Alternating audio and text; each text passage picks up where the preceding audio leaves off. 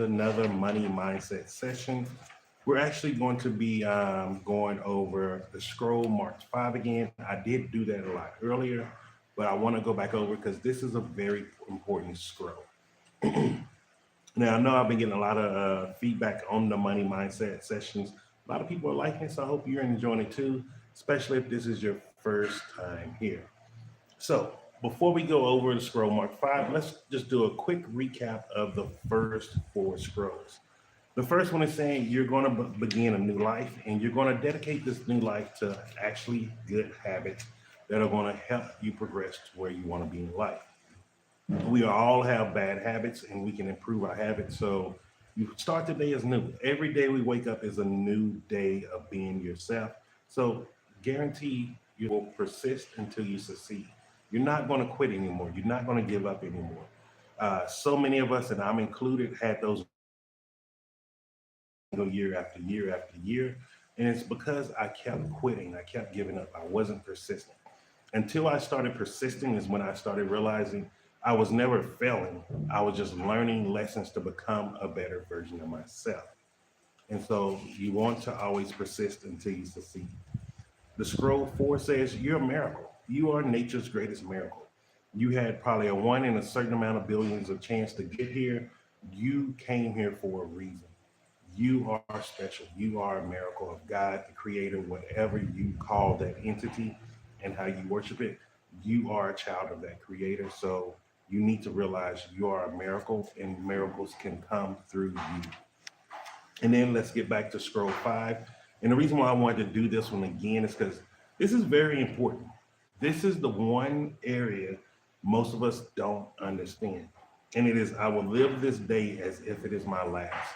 So many of us are living, are not no longer living. So many of us are living to die, and we're not dying to live. And what I mean by that is we're focused every single day on the fear of dying. All of leave this plane of existence and go to a different plane. However, you believe that plane, whether it's real the day, you only have one shot at this life. Even if you're reincarnated, you're not coming back to the same family. You're not coming back to the same time period. You're not coming back to the same situations. So live this day as if it's your last. Every single day you wake up, you have the ability to remake yourself, become a better, finer version of yourself. Hey, how's it going, Kelvin? How you doing, Wheezy Lovely? Uh, as you're coming in, just say hi. Let me know where you're coming in from. And also let me know if you're reading these materials. This is Augmendino's The Greatest Salesman in the World. For YouTube, this is Augmendino, Greatest Salesman in the World. And so let's go ahead and get into this reading again. This one, I'm going to read the entire chapter, which is only 2 pages. Bear with me. 2 pages is what I'm going to take of your life today. I will live this day as if it's my last. And what shall I do with this last precious day which remains in my keeping? First, I will seal up its container of life so that not one drop spills itself upon the sand. I will waste not a moment mourning yesterday's misfortunes, yesterday's defeats, yesterday's aches of the heart. For why should I throw good after bad? And what this is saying, most of us, we don't live in the present moment. We don't enjoy the day that we're living in. We're so busy focused on a future that's never going to get here, or we're focused on what we did in the past that we can't get back. Today is a new day. Every day you wake up is a new day to actually become a better version of yourself. So focus on today. Whatever happened yesterday, let it be. Let go and let God. Today is your day. What can you co-create for yourself today? Can sand flow upward in the hourglass? Will the sun rise where it sets and set where it rises? Can I relive the errors of yesterday and right them? Can I call back yesterday's wounds and make them whole? Can I become younger than yesterday? Can I take back the evil that was spoken, the blows that were struck, the pain that was caused? No. Yesterday is buried forever, and I will think of it no more. Once you start letting go of the things of yesterday, you will start gaining the things of the present moment. You will start seeing maybe what someone did to you yesterday was just to teach you, don't fool with them today. One of my mottos that I really believe in life right now is when someone shows me who they are, I believe them. I don't give people too many chances to mess me over anymore. I don't give too many people too many chances to try to justify myself to them. Either you understand who I am, or hey, maybe we can meet later on down in the future if that day ever comes. And remember how I tell you, just said earlier, the future is not promised. It's a time that will never be here. What is the future? No one can actually, you can't quantify the future. You only have the present moment of today. Hey, how you doing, Cindy? And so then it says, I will live this day as if it's my last. And what then shall I do? Forgetting yesterday, neither will I think of tomorrow. Why should I throw now after maybe? Can tomorrow's sand flow through the glass before today's? Will the sun rise twice this morning? Can I perform tomorrow's deed while standing in today's path? Can I place tomorrow's gold in today's purse? Can tomorrow's child be born today? Can tomorrow's death cast its shadow backward and darken today's joy? Should I concern myself over events which I may never witness? Should I torment myself with problems that may never come to pass? No. Tomorrow lies buried with yesterday, and I will think of it no more.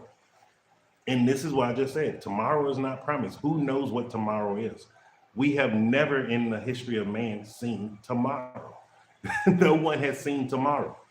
When you wake up the next day, that is your present moment. We live in a present state. We do not live in the future, and we don't live in the past.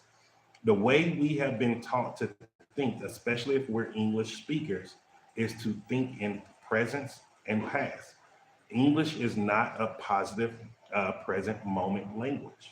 This is why when you go to very traditional rural, not rural, but ancestral languages, true mother tongues, they do not speak in present or past tense. They speak in the positive tense. I mean, they don't speak in future or past tense. They speak in the present positive tense. This is why a lot of languages do not translate over to English. When you have a lot of words and it's like, it's kind of hard to translate. The reason why it doesn't translate is because it's a present moment language or a present moment word that's expressing itself. English does not teach us to express ourselves in present positive moment. This is why most of us do not actually know how to pray correctly when it comes to English. And it's why most of us actually pray for lack and limitation, not realizing we're asking for more of the things that we actually do not want. And then it says, I will live this day as if it's my last. And why then, and what then shall I do? Forgetting, this day is all I have, and these hours are now my eternity. I greet this sunrise with cries of joy as a prisoner who is reprieved from death. I lift mine arms with thanks for this priceless gift of a new day. So too, I will beat up on my heart with gratitude as I consider all who greeted yesterday's sunrise, who are now what he's saying, love instilled in our mind as for someone else. We're loving something outside of ourselves. Most of us do not truly practice self-love. True self-love is very, very, very selfish. You cannot practice self-love without being selfish. What that means is you're going to make sure you're taken care of, your home is taken care of, your family is taken care of before you give anything to anyone else outside of that. Most of us do not practice that. Most of us are very, very selfless people. There's a time to be selfless and there's a time to be selfish. Most of us need to start being selfish before we try to be selfless. And that was something that was very hard for me to learn. It felt bad in the beginning. I felt like a horrible person, like, oh, I'm being mean. Oh, yeah, I'm telling people I'm broke, but I actually do have money in the bank. But that money is to make sure that my family is taken care of, that my family is not hurting, my family is not starving. And you have to get to a point of being a very selfish person to practice self-love. I am indeed a fortunate man, and today's hours are but a bonus, undeserved. Why have I been allowed to live this extra day when others, far better than I, have departed? Is it that they have accomplished their purpose while mine is yet to be achieved? Is this another opportunity for me to become the man I know I can be? Is there a purpose in nature? Is this my day to excel? Now, I struggled with this one. After CC passed away, I was struggling. This is how you saw me physically on camera put on weight. I let my eating get out of hand. I was not being selfish anymore. I stopped caring because my love for myself started to dissipate. Because I was like, oh man, she went away. She's no longer here. Why do I deserve this? And I'm going to quote one of the words of, I can't remember his name right off my hand right now, but it's from a book called Dry Those Tears. It was a book that was recommended to me by Bob Proctor before he transitioned, and he told me to read this as I was going through and grieving with the death of Cece. And one of the things that said in there was, let the dead carry about the dead. He was like, you're living, you're not there with them anymore. No matter how harsh this sounds, he was like, you need to be focused on yourself and what you're doing in this present moment as a living being. The dead are going to take care of the dead. He was like, quit worrying about that. It took me a long time to understand that. It took until now for me to truly get to that point of I stopped grieving. I let things go. I let the anger go. I started figuring out, you know what? It's okay for me to enjoy life again. And it's okay for you to enjoy your life also. And so, what do you want to achieve for your life? Today is a new day for you. Go at it. What can you do today? What is part a 20% activity that you can do right now that will help get you towards your goal? Then it says, I will live this day as if it's my last. I have but one life, and life is not but a measurement of time. When I waste one, I destroy the other. If I waste today, I destroy the last page of my life. Therefore, each hour of this day will I cherish, for it can never return. It cannot be banked today to be withdrawn on the morrow. For who can trap the wind? Each minute of this day will I grasp with both hands and fondle with love, for its value is beyond price. What dying man can the hours ahead? I will make them priceless. How many people have you seen on their deathbed as they're about to transition? They had all of this regret of the things they did not try to accomplish in life. What this is saying is, don't die with regret. Go at it. So when the day comes that you're ready to transition, which we're all going to transition from this plane, you can transition with a smile on your face saying, you know what, man, I lived a hell of a life. Man, I did my all. I gave it my all. Don't be another one of the millions and millions of talented people that are now in a graveyard, and none of that talent was actually put into action. Nothing was done that they truly wanted to do. It was just ambition. Ambition wasted because someone told them they couldn't do it. They're not able or capable of doing it. You can do whatever you want to do. What do you want to do? And especially like, how much money do you want to have? How much do your net worth do? How many of us talk about that? Like, man, I want my net worth. Great that I told myself at a young age I wanted to retire before 50. But you know what I didn't tell myself or set a goal of? Where do I want my net worth to be? And this is what I'm focused on now. Where do I want my net worth to be before I transition from this place? Where do I want my net worth to be in 5 years, 10 years, 15 years, 20 years, 30 years? Where do you want to be when it comes to making money? Hey, how you doing, Sarah? How you been doing today? I know it's probably hot there in SA because it's hot here. And then it says, I will live this day as if it's my last. I will avoid with fury the killers of time, procrastination. Procrastination is one of the most horrible things you can let go in your life. Stop procrastinating. So many of us always say, oh man, I'm a habitual procrastinator. Stop. If you want to stop procrastinating right now, hey, how you doing, Karen, Skipper? All you need to do is right now, give yourself a command and follow it. The command can be as simple as tell yourself to get up and force yourself to get up. That will start stopping the bug of procrastination. Procrastination is something that is put in us from childhood in school. School teaches us to procrastinate, and it stops us from being able to build our momentum to reach our goals. And it says, I will destroy with action. The only way to stop being a procrastinator is by doing an action, doing something physical. So that's why I say if you want to stop being a procrastinator, tell yourself something as simple as get up, stand up, and you get up and do it. I will be in my own, I hate to say it, probably November, December time. I have about 2 or 300 reusable sanitary pads I need to drop off to the village. So that's when I'm gonna be out there. I don't, my own is hot. My own is hot. I don't like the heat out there. And we all know that's the devil's playground because it is hot out there. My last phone blew up because of my own. The battery, the cell started leaking and then expanded the whole dang phone. So I have to plan carefully in my own. Like I don't like the winter, but I don't like my own heat either. Columbia babied me. Yeah, my own is crazy. It is crazy hot in my own. Beautiful place, peaceful, but it is crazy hot. And I know it's gonna be even worse if I go into the Delta because man, like the person who I'm working with to do this, she's not both, yeah, just both, because she's not gonna let me just donate the pads without going to the village and them knowing me. I try to stay incognito out there, but she keeps telling me like, "Yo, people need to be really knowing what you're doing out here." So, I'm a coachable person. So if I go to the Delta, it's gonna be horrible hot. Oh man, it's gonna be bad. And I already know it. But let me finish this reading up. And then it says, I will dismember with confidence.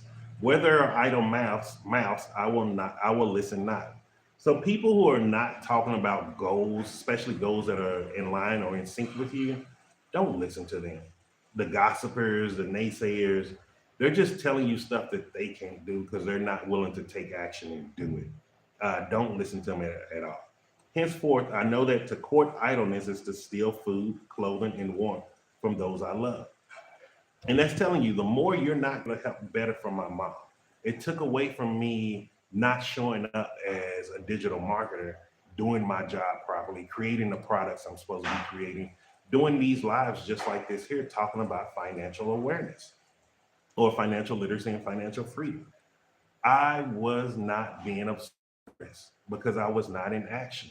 I let my grief, my sadness, my depression have me procrastinating for 2 whole damn years from doing this. Like I probably could have already made over $1 million, became a multimillionaire here on the continent. And how many villages could I probably have helped?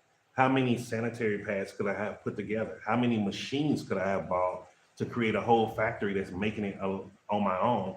And that's just my whole philanthropic wing of my business to where I'm just donating these to villages throughout the whole southern region. So like for me, I have to apologize to the whole SADC region because I was not showing up. I was being idle. I was second guessing myself. I didn't feel I was good enough anymore. And I feel horrible for that. And so now that's why, like you see, like I'm on a roll of I want to show up. I want to be out here doing stuff. I want to be the best version of myself. So each day I wake up, I'm being better. This is why I'm reading this with you. It's not just to share this information with you. It's always to keep myself accountable now. Hey, Holster, how you been, brother? I haven't seen you on here in a while, man. You too, Ayanda. How's everybody been? And you see, like all the people here that I'm communicating with, and I'm like, man, I haven't seen you in a while. I didn't do them a service. I was letting procrastination stop me. I was letting depression, oh, I have to do it this amount of time. Just do it. And so that's what I'm doing now. I'm showing you this by walking it. It ain't just about preaching to you like, oh, this is what you need to do. No, I'm walking this with you. I'm telling you every single day I'm showing up and doing it. We'll catch you. Oh yeah, have a good one, brother. Definitely will catch up. And when I'm in my own, I will let you know. Once I'm in my own, I'm gonna let everybody know. I'm gonna meet up with people in my own. I'm probably traveling throughout Botswana for maybe 2 weeks or so, because there's a bunch of different areas that I want to go to while I'm out there. And then I'm going to do a few financial literacy classes while I'm traveling also. No, see, Ayanda, it's not about beating myself up. It's about being honest. Like we have to really be honest about with ourselves. Like, yes, even though I was going through grief, even though the depression, everything was valid, I still was having those what I call downloads, but those voices of God trying to spark me, trying to inspire me to take action. And because I wasn't physically doing anything, it was stopping me from taking action. It was just how this says in the book: procrastination, idleness, all of those different things. And so I had to get myself out of that hole, dig out of it, and not only dig myself out of the hole, but I filled that hole up where it's like, look, I ain't falling back in this shit again. And that's how we have to do it. And we got to have these real conversations with ourselves.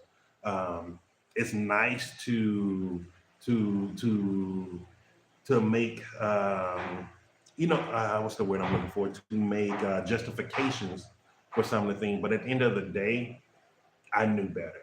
At the end of the day, I made a promise to myself that I wanted to be a certain version of myself, and I should have never lost track of that.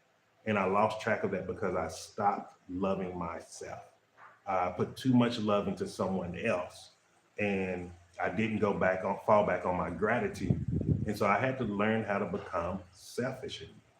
To truly love yourself is to be selfish. I know the whole world teaches we need to be more selfless people. No, you only need to be selfless as a police officer, military, fire person, teacher. Those are your selfless things. We need to be selfish. But you guys was not selling, move from place to place. They'll cause a pat. Yeah, yeah. Like, and all of those are valid reasons. That's what I'm saying. Like, it was a lot of valid reasons going on. But still, I could have kept showing up every single day. Jason, not George. George is George is actually in Liberia right now. He's working on getting his citizenship there. So I'm really proud of George. He's doing a great job. And so let's go finish this up. Uh, let me just start over. Henceforth, I will know that to court idleness is to steal food, clothing, and warmth from those I love. I am not a thief. I am a man of love, and today is my last chance to prove my love and my greatness. And that's what it's saying, where you have to live today as if it's your last. We only have today promised. We don't know if we're going to wake up tomorrow or not. So at least go to sleep, lay your head down, knowing you did the best that you could do for this day. And sometimes being the best you can do this day may be doing something for less than 5 minutes. Like, it doesn't mean you have to use every single bit of the 24 hours to do something. And then it says, I will live this day as if it's my last. The duties of today I shall fulfill today. Today I shall fondle my children while they are young. And what he means by that, now, I know now fondling children it sounds like a very horrible thing, but remember, this book was written in like the 1900s, early 1900s. And so what he's saying is, you're going to spend time, you're going to cherish your children, you're going to play with them, you're going to love on them, and also learn from them at the same time. Because children are the truest blessings in the world. They teach us how to really be. Guys, quit asking to join on. I'm not talking to people on lives when I'm doing this. We need to start focusing as people. And I really mean this. And it's not to belittle or berate people, but when we're talking about certain things like group economics, finances, bettering our lives, becoming stronger on a spiritual level, we need to focus and listen. Like, we don't need to be trying to come on with a bunch of nonsense and bullshit. This is one of the biggest problems with our community. We're too much focused on having fun, enjoying life, and yet we're not realizing we're digging deeper and deeper wells of generational poverty. Like, make having money being fun. Make growing and learning being fun.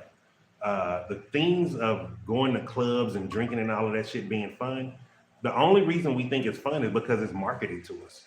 We are marketed every single day. You're missing out if you're not drinking. You're missing out if you're not at this club. This is the hottest new club. It's the same bullshit no matter where you go.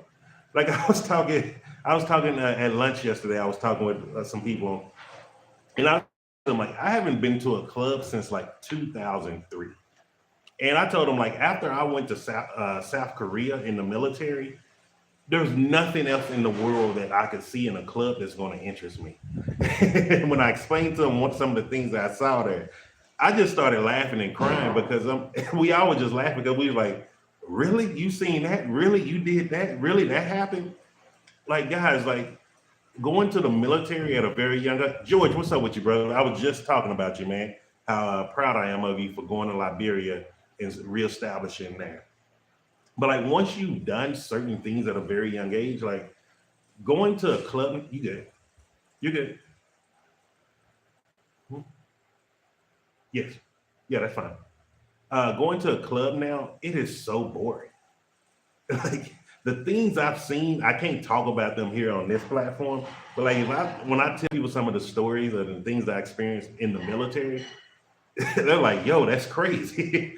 And like what I was explaining to them yesterday, I have crazy stories. I just can't talk about them on a public forum. I'll be canceled. And like even YouTube, TikTok, they would cancel me if I actually explain some of the things that I've seen and experienced in person. You can't talk about it on these forums. But going to clubs, drinking, and all of that, it's those are things to stop us from creating generational wealth. It ain't people stopping us from, oh, you're missing out. You're not missing anything. I'm just telling you right now, you're not missing anything.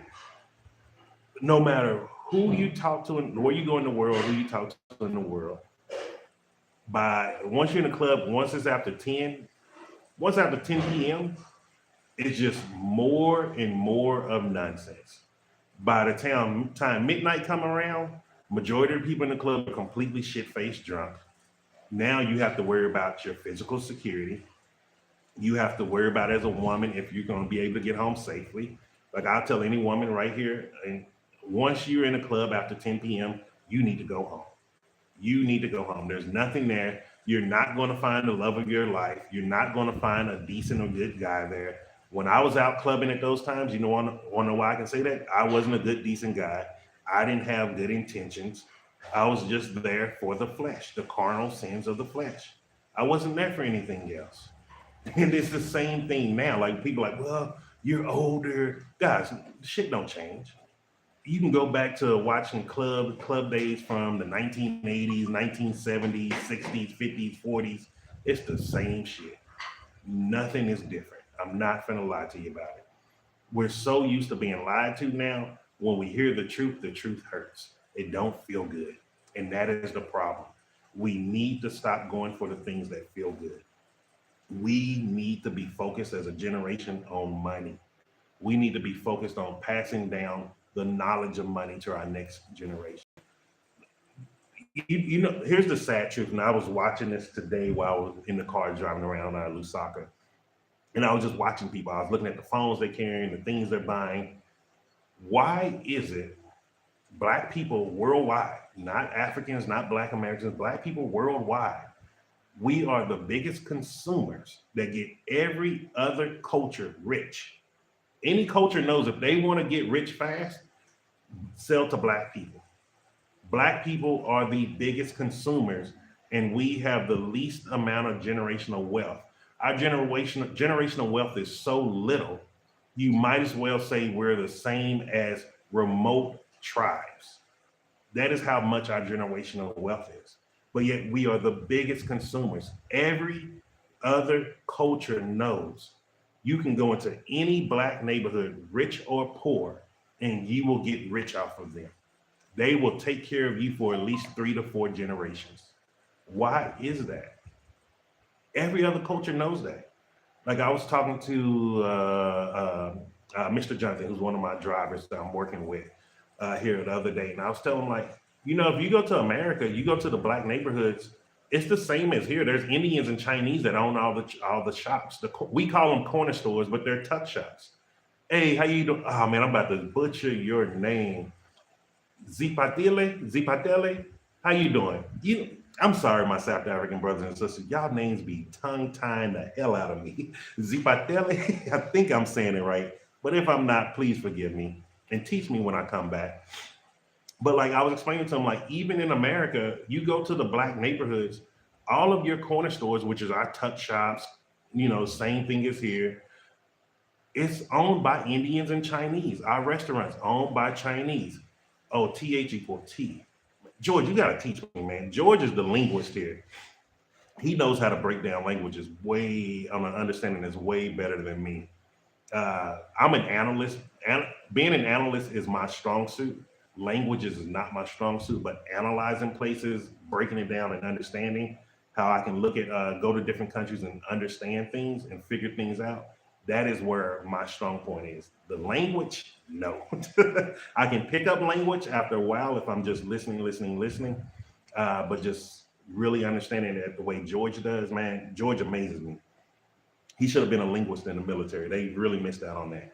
But yeah, that's the catch. Like, and why is this? Like, even now, if I go to Carousel Mall, it's full of black people buying everything, and it's the Chinese getting rich. Like yesterday, I was out car shopping. Indians own all the car lots here that I was going to, and you okay? Just cut it down just a little, please. And then, like the amount that I was offering them, they laughed, and I'm like, "Who the hell do you think you are? Like, this is still good money." And so I was like, you know what? I'm gonna undercut you up, you motherfuckers. Let me just build up my arsenal slow. I'm gonna do a 15-year plan to cut all you bastards out. And I'm just like, also like, why? Why can't I go in living in Zambia? I can't find a Zambian owned car lot. I don't mean a Zambian working for an Indian or a Chinese person. Why aren't there Zambian owned car lots? And the fact that they were so adamant on their prices, it showed me two things. One, that all of those car lots were owned by Indians. That means they're all working together. There's probably one or two families that are working together. I'm sorry, I'm just laughing at somebody. That means all the car lots are owned by those families. They're setting the prices. And two, they're knowing the Zambians will just pay the prices without getting a good bargain or a good deal. To what they're offering for is not worth it. And so I just said, you know what I'm gonna do? Let me set up a 15-year plan to where I'm gonna open up a car lot and I'm gonna undercut all their asses and I'm gonna sell to Zambians. I'm gonna give Zambians better deals. If you can't provide me an NRC that has a 1 or a 3 on it, guess what? You're not gonna get the same price. It's gonna be a different price if you're a foreigner. And yes, that sounds rude and mean, but you know what? That is how business works in every other country outside of the continent of Africa. When I was in Colombia, I couldn't get the Colombian prices. I wasn't a Colombian. When I was in Panama, I couldn't get the Panamanian prices.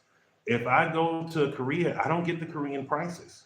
If I'm in Eastern Europe, I don't get the Eastern Europe prices. So why should they be able to come here and get the prices? And then they telling you what your price is. Like us as a community, we have to start coming together. We need to start seeing things done differently. We need to start doing things differently.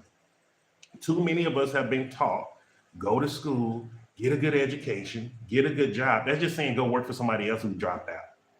That is all that is saying.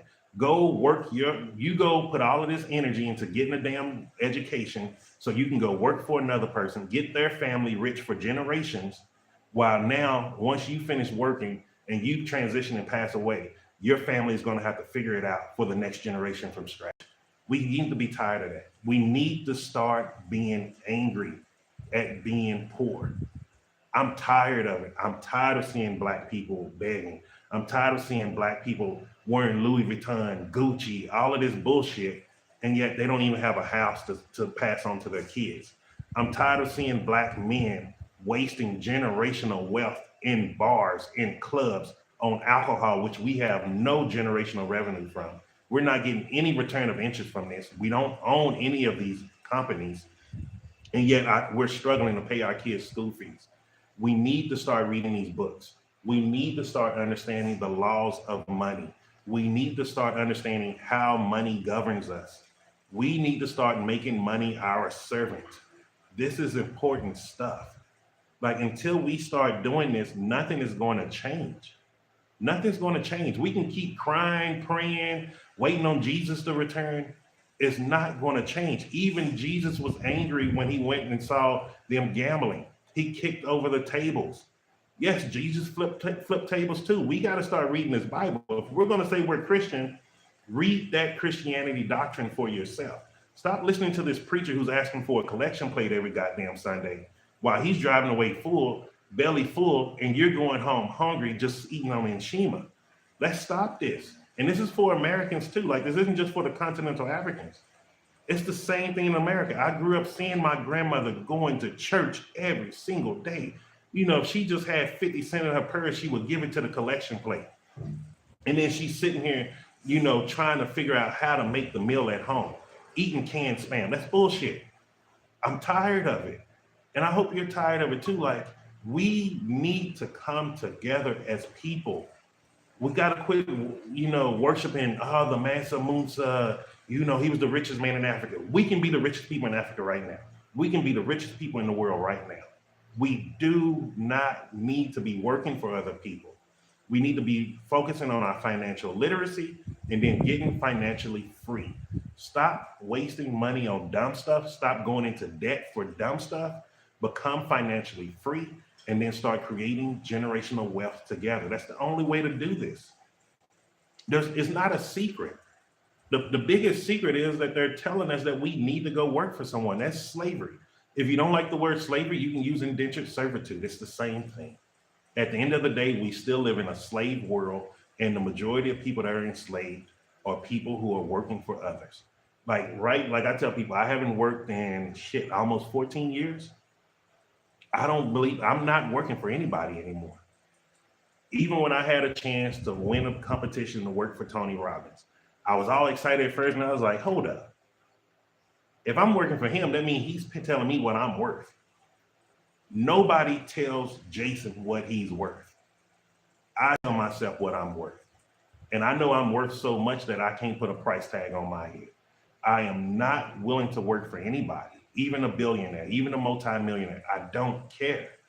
I would rather have less money coming in through my MSIs than go make a big check working for somebody else to keep his family having generational wealth, and is not putting that generational wealth into my family. That is the mindset we have to start building.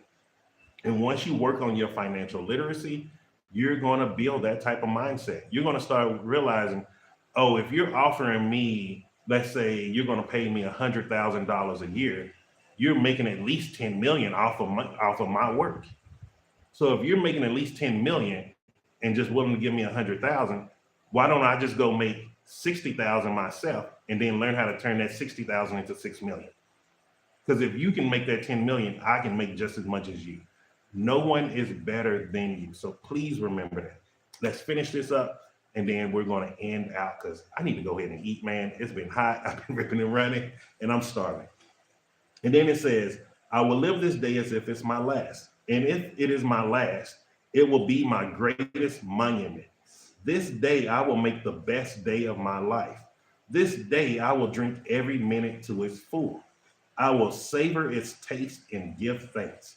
I will make it every hour count, and each minute I will trade only for something of value. I will labor harder than ever before and push my muscles until they cry for relief. And then I will continue. I will make more calls than ever before. I will sell more goods than ever before. I will earn more gold than ever before. Each minute of today will be more fruitful than hours of yesterday. My last must be my best. I will live this day as if it's my last. And if it's not, I shall fall to my knees and give thanks. It's telling you right there. The amount of work that you're willing to put in for another man or woman to be able to have generational wealth for his family, you need to start putting that same energy into yourself. How many people do I see day in, day out, miserable, working at ShopRite, getting up at 4 or 5 in the morning so they can get on a hot ass, uncomfortable bus and then go to work for a minimum wage that is not even livable? We must stop giving all of our energy to people to help build their generational wealth, and we need to start putting that energy into our own selves. It is not worth it anymore. We all live in the digital era. If you're able to watch this, or if you're able to scroll on TikTok, Instagram, anything else on social media, you have to start learning how to use it. If you have a passion, you can sell something. If you don't know how to crochet, videotape yourself crocheting and start creating a following, creating a brand, and you can start creating courses. You can do anything. If you know how to cook, you can be, every time you're cooking for your family, film it. If you know how to do nails, film it. If you know how to do your hair, film it. If you just like talking, film it. Whatever you can do in this world, you have a multi-million dollar business. Shit, let's not even say dollar. You have a multi-million pound business. Pound is the winner of all currencies right now. Everyone has the ability to create multi-million pounds at their fingertips. You know how many people tell me like, oh, Jason, I can't do it live. I don't have an iPhone yet. Do you think I have an iPhone? I am using Techno Infinix. Here on YouTube, this is a Techno Infinix 60 5G. Here on TikTok, you're watching me on a Techno Infinix 50 Pro Plus. Guess how much these phones cost? The Infinix 60, I paid 4,400 kwacha. That's about $180. The Infinix 50 Pro Plus, I think I paid 6,000 kwacha. That's about $200. Combined total, we're looking at about 300 some dollars, maybe 400 tops. Still cheaper than any newer model iPhone that I can find out here. Like, you don't need name brand shit. Stop thinking you need name brand shit. Please. We need to start understanding to just take action. Improper action is better than not taking any action. And see, you see, Sarah could say the quality is good. Guys, you don't need expensive phones. I don't use expensive stuff. I use some of this microphone right here that you're listening to me on YouTube. This is a $30 microphone. This lapel that you're listening to me from on TikTok, this is a $20 lapel. I'm not using expensive stuff. I don't even buy expensive stuff. I'm one of the cheapest bastards you're gonna probably find when it comes to getting stuff and using it to film. I do. George will tell you. I used to ask George all the time, "Hey man, what's a good camera I can use?" He'll tell me the best, and then I start researching. Okay, what's the cheapest version of that in China? And then I order it in. I'm a cheap. I don't use expensive stuff. Expensive stuff does not mean earning money. It just means spending more money. Like, every dollar counts. Every bit of money that you have means something. And until you truly value it, you're not going to get the best out of it. Like this here. Like, I don't even do large scale Bitcoin mining. Right now I'm doing lotto mining. This is a nerd axe. No, this is a bit gamma. I'm sorry. This is a bit gamma miner. I could buy it in the United States for $400 US. I paid $180 ordering it from China. I ordered 2 of them. I'm about to order another one that's going to give me a larger terahash. It's about being cheap, being frugal. Until you learn how to utilize the money that you have, you're never going to be able to earn enough to get to the dreams that you want. And they know that. That is parts of the secret that school isn't telling us. Like, the human psyche financially has been broken down to a point where they statistically know, based off your community, how many of you will make it in life and how many of you will just go by. They know how many of you they can put in prison. They know how many of you that will just end up being single mothers. They know how many of you will end up being deadbeat dads. They know how many of you will just be living with your parents until they pass away. This has all been broken down from a psychological level. And if we want to change it, we have to psychologically change how we look at money. Greatest salesman in the world. Power of your subconscious mind. 80-20 daily, the Pareto principle. This is one of the most important books that someone could read, because it will teach you right there, right here, right now, how to take 20% action to get 80% of your results. Most of us focus on the 80% of things that gets us nowhere. Power Your Subconscious Mind by Dr. Joseph Murphy. He was a preacher. He's not in here talking about revelations. He's not in here talking about, oh, get on your hands and knees and pray. Oh, you need to tell God, let him know, oh God, I'm so low as a worm. Please help me. No, he's telling you, tell God what you want. You tell him, you demand it. You tell him, thank you for giving me this. I am happy and grateful now that I have this. That is how we're supposed to pray. That is how we're supposed to demand the miracles in our life, because we are a living miracle. And so, yeah, low as a worm. Yeah, Reverend Ike talks about that. I love Reverend Ike preaching when he talks about that. And he makes a lot of fun of it, and a lot of people ridicule him. But that man was teaching us how God wants us to prosper. You're not a miracle. Why would you have a miracle come into this physical world for it to be as low as a worm? Like, really think about that. Why would you have a miracle come into this world to do nothing but other miracles? Each and every last one of us are a living miracle. All the odds were against us are coming here. You are special. Live today as if it's your last. Before you go to sleep today, do something that's going to help you get closer to your goal. And I just want to end it here. Thank you for this another money mindset study session. I will see you tomorrow. And just remember this, I'm Jason, and success is simple once you know how. Oops, wrong button.